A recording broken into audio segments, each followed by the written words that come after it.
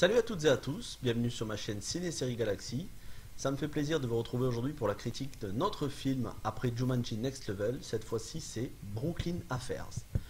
Brooklyn Affairs, un film policier se situant dans les années 50, réalisé, écrit, produit et interprété par Edward Norton. Edward Norton qui a mis près de 20 ans pour faire ce film qui lui tenait à cœur. Il s'agit d'un film où le personnage principal est atteint du syndrome Gilles de la Tourette. On reviendra juste après le générique sur ce qu'est ce syndrome. Les critiques presse, que ce soit en France ou aux États-Unis, ne tarissent pas d'éloges sur ce film. Est-ce que c'est justifié? Qu'est-ce que j'en ai pensé? Je vous dis tout juste après le générique.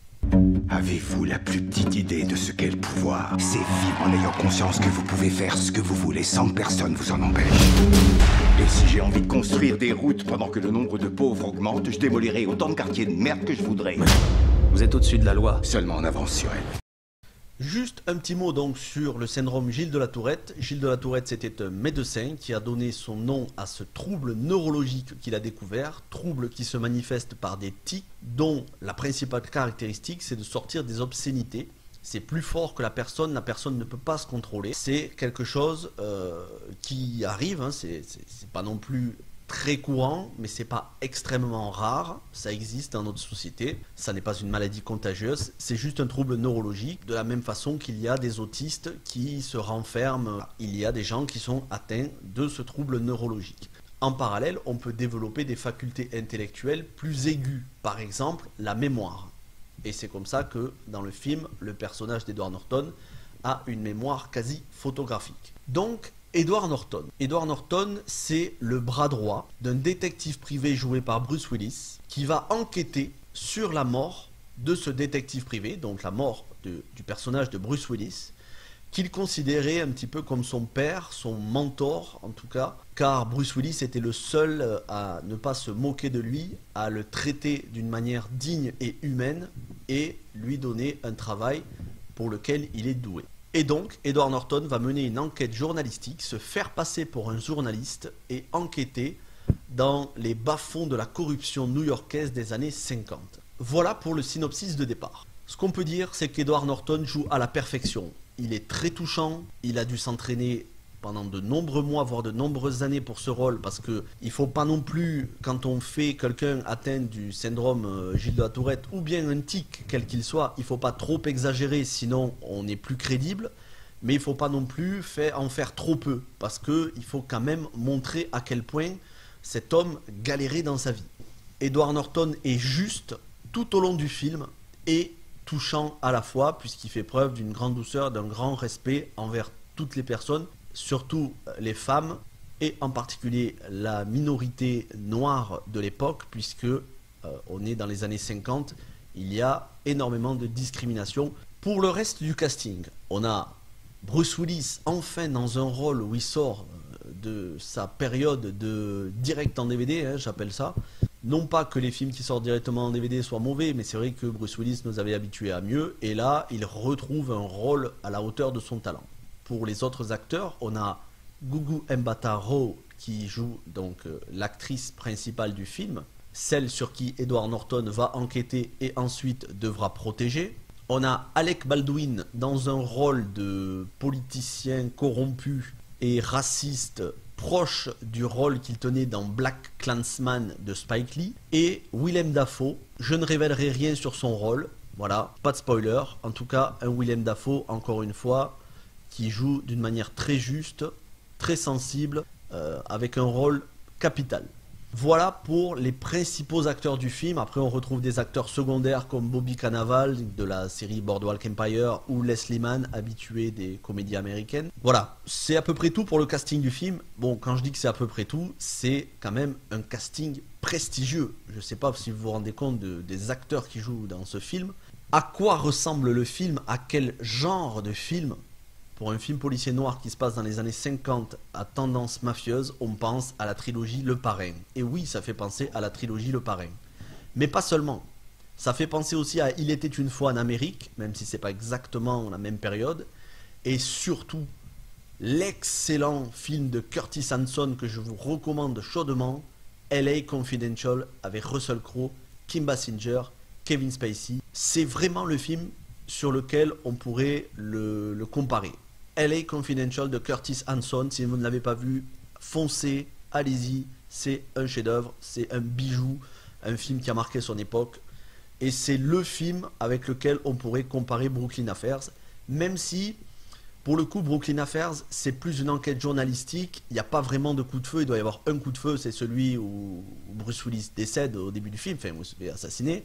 Mais à part ça, voilà, c'est pas du tout violent, il n'y a pas de sang, il n'y a pas de mort, enfin, il doit y avoir un ou deux morts, mais rien de bien... C'est pas un film mafieux, sauvage, cru, on s'attarde surtout sur le personnage, voilà, sur sa psychologie, sur son lien avec les autres personnes. On le voit essayer de bien faire malgré son handicap. C'est touchant.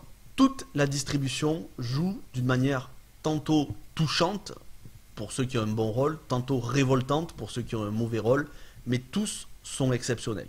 Voilà.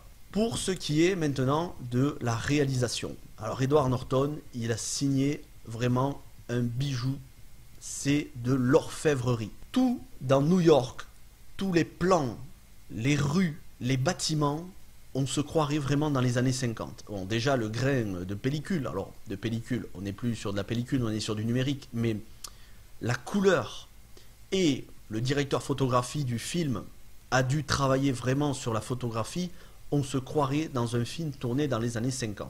Donc pour le coup, l'authenticité, elle est là. Elle est là dans tous les plans, dans toutes les prises de vue. Quand il se balade dans New York, qu'on voit ces bâtiments en briques rouges, on a l'impression que c'est d'un autre temps. Mais ça n'est pas seulement au niveau de la réalisation, au niveau des costumes, au niveau des décors, au niveau des véhicules. Les costumes, par exemple, sont faits exactement de la même manière que les costumes des années 50. C'est le même style, les mêmes vêtements que portaient les gens dans les années 50. Les coiffures, pareil. Il faut savoir que les Afro-Américaines se coiffaient comme Marilyn Monroe. Donc, on a des Afro-Américaines avec une coiffure à la Marilyn Monroe. Voilà, c'est ce genre de détail qui rend le film crédible. Et enfin, troisième point, et non des moindres, car pour moi c'est un personnage à part entière dans ce film, la musique. On est sur une bande son jazzy, composée par Daniel Pemberton, que vous avez récemment pu entendre dans le film de Danny Boyle, Yesterday, où il faisait la composition musicale, non pas les morceaux des Beatles, mais la composition musicale. Là, pour le coup, Daniel Pemberton nous signe une espèce d'ambiance jazzy au saxophone, à la trompette, au piano, bref, un régal. Il y a aussi un morceau de Charlie Parker, célèbre jazzman des années 50, même époque que Miles Davis et d'autres très grands noms du jazz. Je ne vais pas vous faire un cours sur le jazz, je ne suis pas un spécialiste, mais je suis un fan de jazz. Donc voilà, on est vraiment dans cette ambiance cabaret des années 50 où les mecs se prenaient pas la tête. Ils allaient dans un petit cabaret écouter des artistes, des passionnés. Et au nombre de ces passionnés, on a Michael Kenneth Williams, l'acteur Michael Kenneth Williams que vous avez pu voir dans les deux excellentes séries Boardwalk Empire et The Wire sur écoute, série HBO. Michael Kenneth Williams qui joue le rôle d'un jazzman, voilà, dans un petit cabaret. Il a un rôle excellent, je ne vous en dis pas plus. Bref, que ce soit au niveau de l'interprétation, de la réalisation, de la musique, de l'ambiance générale, ce film est un bijou. Un petit mot sur le message du film. Il y a forcément un message sociopolitique puisque on est dans une époque, les années 50, où il y avait beaucoup de ségrégation, beaucoup de racisme anti-noir, anti-afro-américain.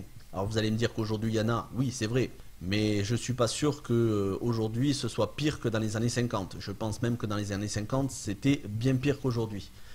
Donc ce propos il n'est pas forcé. Voilà, c'est pas on met de la politique juste pour critiquer.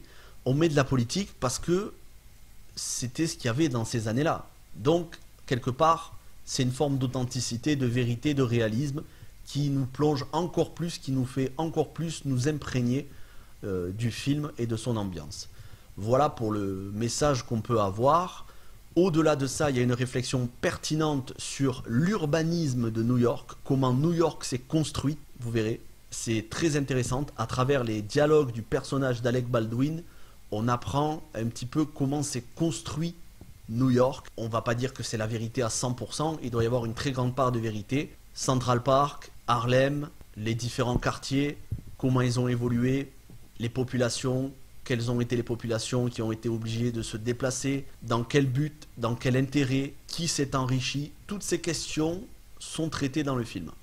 C'est un film éminemment new-yorkais. Au-delà d'un film américain, c'est un film new-yorkais qui se passe à New York. Pour les amoureux de New York, pour les amoureux des grandes allées de New York, de ces grandes rues, de ces quartiers, vous allez vous régaler. Brooklyn Affairs, c'est pas un film que vous allez oublier, vous allez y repenser. Ne serait-ce que pour le personnage d'Edward Norton et sur les thématiques socio-politiques qu'il développe. Pour toutes ces raisons, ça fait de ce film un excellent film. J'ai décidé de lui mettre 4 étoiles, c'est largement mérité. C'est une excellente note, 4 étoiles. Il faut savoir que ça veut dire 4 étoiles que c'est un grand film. Un film qui, je pense, en toute logique, devrait être nominé aux Oscars. Ou en tout cas aux Golden Globes. Parce que, ne serait-ce que pour Edward Norton, son interprétation, la photographie, la musique, ce film mérite au moins d'être nommé aux Oscars. Je pense que ce sera le cas. Après, je peux me tromper, ça n'est que mon avis. Si vous avez l'intention de voir le film ou que vous l'avez vu, n'hésitez pas à me dire dans les commentaires, ainsi que maintenant sur Twitter, vous avez l'adresse qui va s'afficher dans quelques secondes, n'hésitez pas à me dire ce que vous en avez pensé. Et si vous avez aimé cette vidéo, lâchez un gros pouce bleu, abonnez-vous, parlez de la chaîne autour de vous, activez les notifications pour être averti en temps réel parce que je vais mettre beaucoup de vidéos d'ici la fin du mois de décembre. Je vous remercie d'avoir suivi cette critique. Encore une fois, passez une bonne journée, une bonne soirée, un bon appétit. Je ne sais pas quand est-ce que vous regarderez cette vidéo. Moi, j'ai pris plaisir à la faire. C'était un très bon film.